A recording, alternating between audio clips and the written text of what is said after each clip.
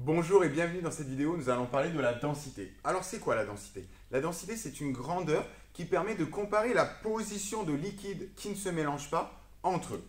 Je vous ai mis un exemple pour l'huile et pour l'eau avec les valeurs de densité. Vous remarquerez que la densité n'a pas d'unité. Alors si je mélange de l'huile et de l'eau, qu'est-ce qui se passe?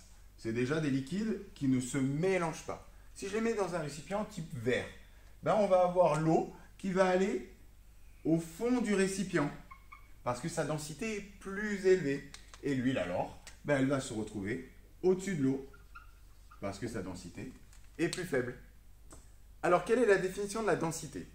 La densité d'un liquide que je vais appeler A, je peux noter dA.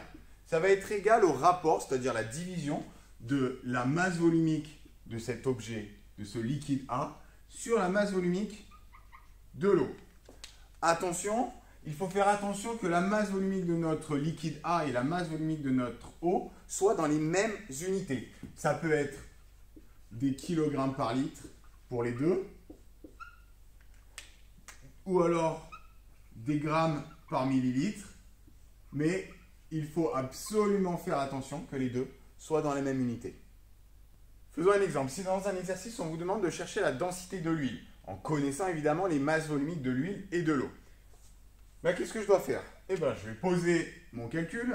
La densité de l'huile est donc égale à la masse volumique de l'huile divisée par la masse volumique de l'eau. Ici, mes masses volumiques sont dans la même unité. J'ai donc plus qu'à remplacer mes masses volumiques par leur valeur. Si ça n'était pas le cas, il aurait fallu ici que je convertisse. Ça va être égal à 0,9 divisé par 1, ce qui revient à dire 0,9.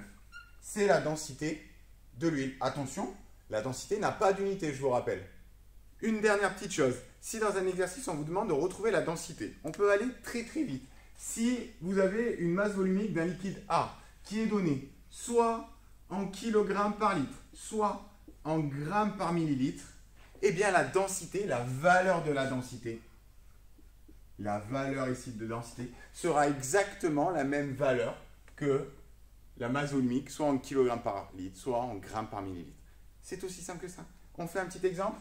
Si par exemple vous avez la masse volumique de l'alcool, qui est égale à 0,789 kg par litre, la densité de l'alcool, c'est égal à 0,789. C'est aussi simple que ça.